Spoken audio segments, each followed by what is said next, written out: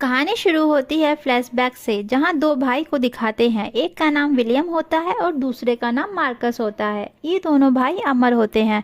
इनके पिता का नाम अलेक्जेंडर होता है। मार्कस को वैम्पायर काट लेता है, फिर मार्कस वैम्पायर बन जाता है और इधर विलियम को भेड़िया काट लेता है। फिर वह दुनिया का पहला और सबसे शक्तिशाली लाइकन बन जाता है। लाइकन मतलब भेड़िया। सन 1202 एडी विलियम कई गांवों में जाकर लोगों को मार देता है। अब मार्कस, विक्टर और अमेलिया एक गांव में आते हैं। वह गांव पूरा जल रहा होता है क्योंकि विलियम ने उस गांव के सभी लोगों को मार दिया है।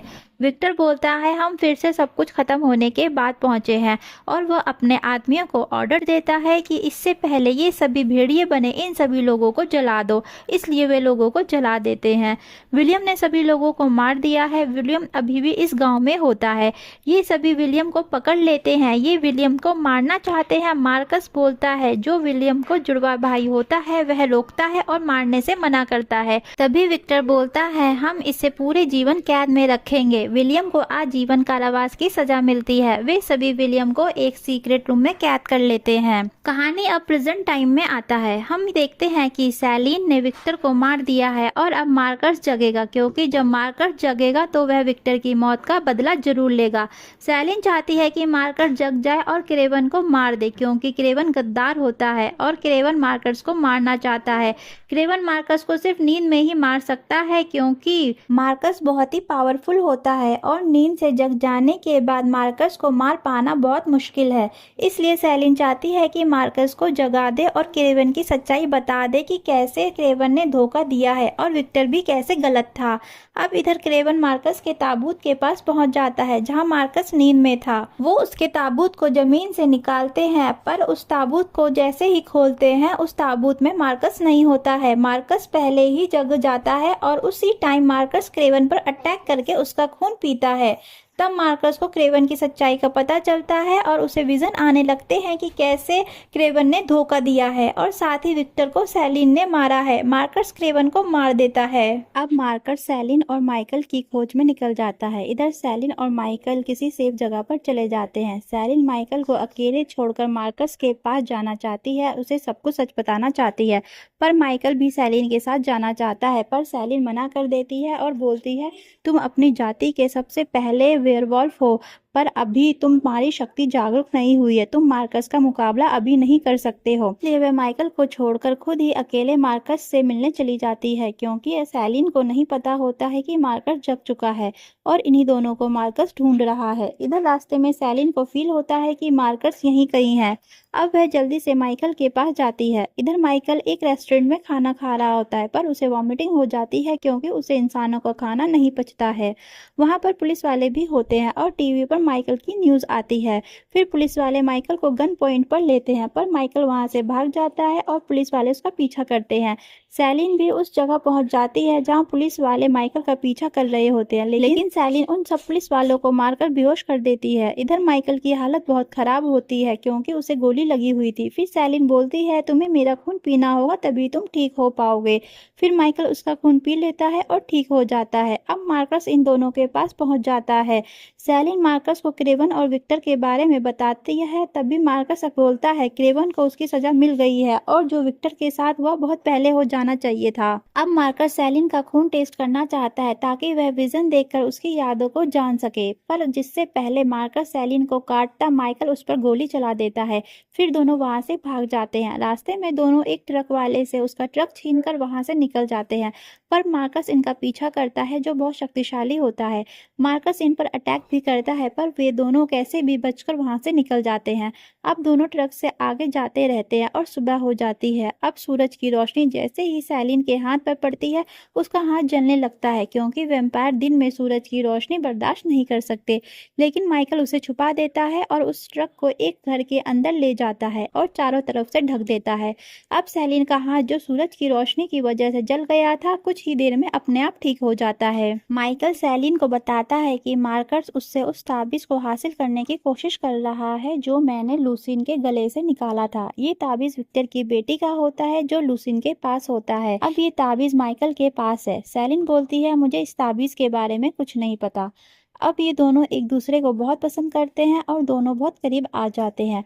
दूसरी तरफ एक बूढ़े आदमी को दिखाते हैं जो उस जगह से विक्टर की बॉडी को लेकर आता है जहां सैलिन ने विक्टर को मारा था। वो बूढ़ा आदमी उसकी बॉडी फाड़कर उसके अंदर से मेटल की डिस्क निकालता है। ये डिस्क उस ताबीज का जोड़ा होता है जो माइकल के पास होता है। अब वो बूढ़ा आदमी अपने दोनों साथियों को दूसरे ताबीज को ढूंढने का ऑर्डर देता है। वो दोनों ढूंढने के लिए निकल जाते हैं। इधर अब सैलिन उस ताबीज को उठाती है तो उसके बीच में एक बटन होता है और जब उसे दबाती है तो चारों तरफ से खुल जाता है और उसे विजन आने लगते हैं जिसमें वह खुद को अपने बचपन की यादों में पाती है और खुद के हाथ में वही ताबीज देखती है, लेकिन अभी भी वह कुछ समझ नहीं पाती है कि ये सब क्या हो रहा है। अब सैलिन माइकल को बोलती है, एक आदमी है जो हमें सब कुछ बता सकता है, वो वैम्पायर जाति का इतिहासकार है। अब ये दोनों उसी इतिहासकार के पास जाते हैं। यहाँ पहुंचने पर उन दोनों पर भेड़िया अटैक कर देते हैं। ये दोनों भेड़ियों को मारकर उस इतिहासकार तक पहुंच ही जाते हैं। माइकल इतिहासकार से पूछता है कि मार्कस इस ताबीज को क्यों लेना चाहता है, लेकिन इतिहासकार इन दोनों को कुछ नहीं बताना चाहता, पर अपनी जान बचाने के लिए उसे सब कुछ बताना पड़ता है। फिर बताता है कि विक्टर पहला वैम्पायर नहीं था, जैसा कि तुम जानते हो। वो पहला इंसान था जो इस इलाके में राज करता था और मार्कस इस दुनिया का पहला वैम्पायर है। पर जब विक्टर मर रहा था तो मार्कस ने उसके साथ एक सौदा किया था। उसने विक्टर को अमर बना दिया, पर बदले में विक्टर को उसकी हेल्प करनी थी विलियम को हराने में। मार्कस का भाई विलियम जो पहला भेड़िया था, उसने चारों तरफ तबाही मचा रखी थी। उस वक्त भेड़िए इंसान का रूप नहीं ले पाते थे, वो राक्षस बन जाते थे।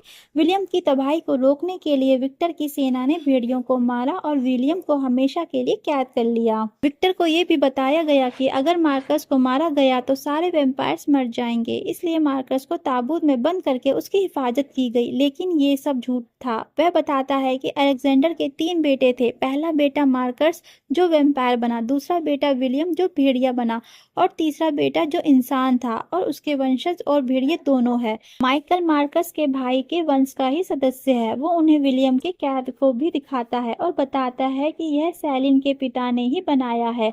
तब सैलिन को समझ आता है कि विक्टर क्यों उसके परिवार को मारा था, क्योंकि वो उस जगह का पता जानते थे जहां विलियम कैद है, और उन्हें ये भी बताता है कि यह ताबीज विलियम की कैद की चाबी है। वहां का रास्ता सैलिन ही जानती है। विक्टर ने तुम्हें इसलिए नहीं मारा क्योंकि तुम उस वक्त बच्ची थी, और एक छोटी सी बच्ची क्या ही याद रखेगी।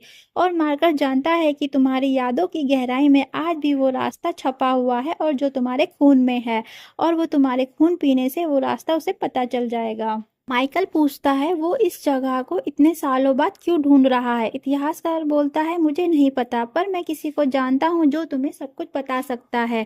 इतिहासकार इन दोनों को उस आदमी का पता दे देता है। फिर ये दोनों वहां से निकल जाते हैं। इनके जाने के बाद ही वहां मार्कस आ जाता है और वो इतिहासकार से सैलिन और माइकल के बारे में पता लगा लेता है कि वो दोनों अब कहाँ है। मार्कस भी इन दोनों के पीछे निकल जाता है। अब इधर सैलिन और माइकल उस जगह पर पहुंच जाते हैं जहां पर उस इतिहासकार ने उन्हें भेजा था। वहां पहुंचकर ये दोनों उसी आदमी से मिलते हैं जिसको विक्टर की बॉडी में से मेटल निकाला था। जब सैलिन उस आदमी के हाथों में अंगूठी देखती है तो वह समझ जाती है कि यह अलेक्जेंडर है, मार्कस और विलियम के पिता और माइकल का परदादा है। सैलिन कहती है कि आप अलेक्जेंडर है। तभी वह बोलता है पहले लोग मुझे इसी नाम से जानते थे, पर अब नहीं। अलेक्जेंडर बोलता है मैं कभी भी अपने बच्चों को ऐसा नहीं बनाना चाहता था। सैलिन कहती है आप जानते हैं कि मार्कस क्या करना चाहता है। अगर उसने मुझे ढूंढ लिया तो समझो विलियम को ढूंढ लिया। आप हमारी मदद करें। अलेक्जेंडर बोलता है मैं अपने बेटे को ही मारने के लिए तुम्हारी हेल्प क्यों करूं? तुम खुद भी तो एक मौत की सौदागर हो। अपने परिवार का बदला लेने के लिए तुमने 6ठी सदी में कितने लोगों को मारा था, इसलिए मार्कस और तुम में कोई फर्क नहीं है। तब सैलिन कहती है मैंने जो कुछ भी किया उसके जिम्मेदार सिर्फ आप हैं, क्योंकि आपने कभी नहीं माना कि आपके बेटे राक्षस हैं और राक्षस बनाते हैं। और आप जानते हैं विलियम ने कैद होने से पहले कितनी तबाही मचाई थी। उसे आजाद नहीं किया जा सकता है। तभी वहां पर गोलियों की आवाज आती है क्योंकि मार्कस भी वहां आ चुका है। फिर मार्कस और माइकल के बीच में फाइट होती है और मार्कस माइकल को मारकर ताबीज हासिल कर लेता है। इसी बीच सैलिन भी मार्कस पर गोली चलाती है, पर मार्कस उसे अपने नोकीलों पंखों से जकड़ लेता है और उसके खून से उस जगह का पता लगा लेता है जहां पर विलियम कैद है।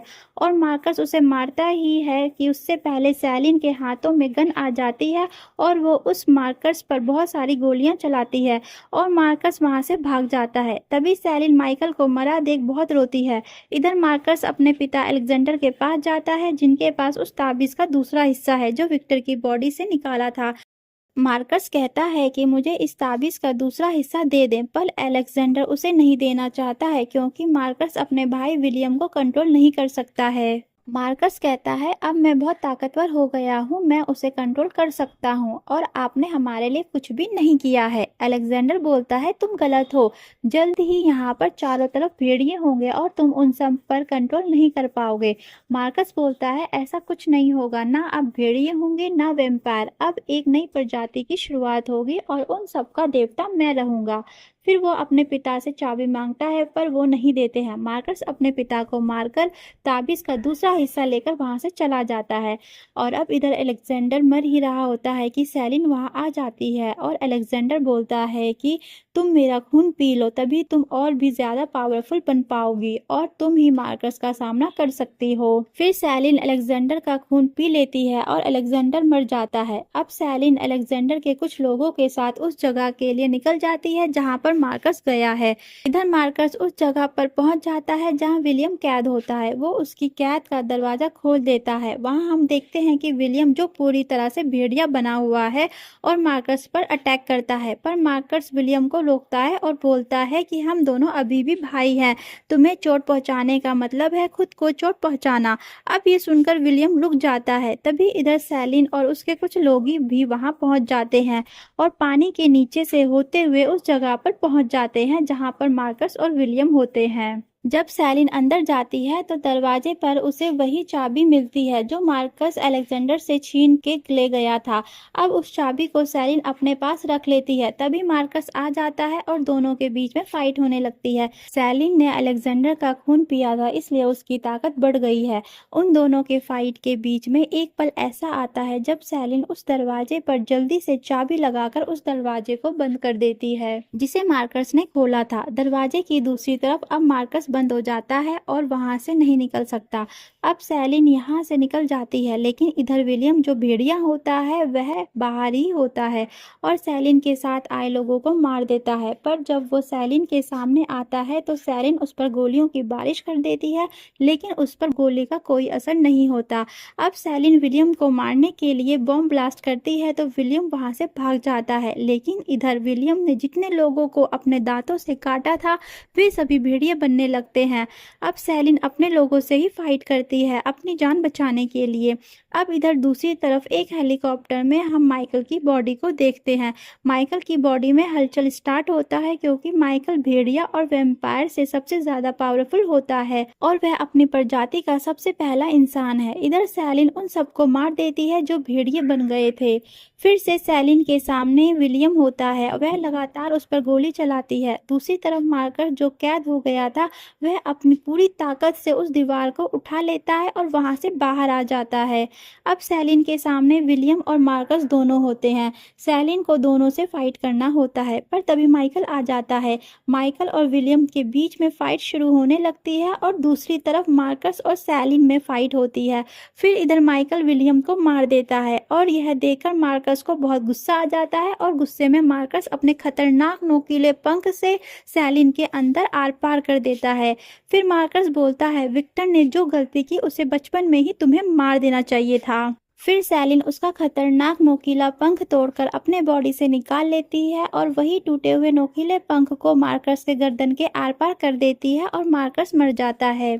सिर्फ सैलिन और माइकल बचे हैं जो एक दूसरे से बहुत प्यार करते हैं। हम देखते हैं कि सूरज की रोशनी सैलिन के हाथों पर पड़ती है, पर इसका हाथ नहीं जलता जैसे पहले जलता था और ये पावर उसे अलेक्जेंडर के खून पीने से मिली थी। अब सैलिन दिन की रोशनी में भी बाहर आ जा सकती है। अब ये दोनों एक नई शुरुआत करते हैं, पर मंजिल नहीं पता। इसी के साथ ये मूवी ख़त्म होती है। आपको ये मूवी कैसी लगी दोस्तों, कमेंट्स करके ज़रूर बताना और हाँ, सब्सक्राइब और लाइक करना मत भूलना।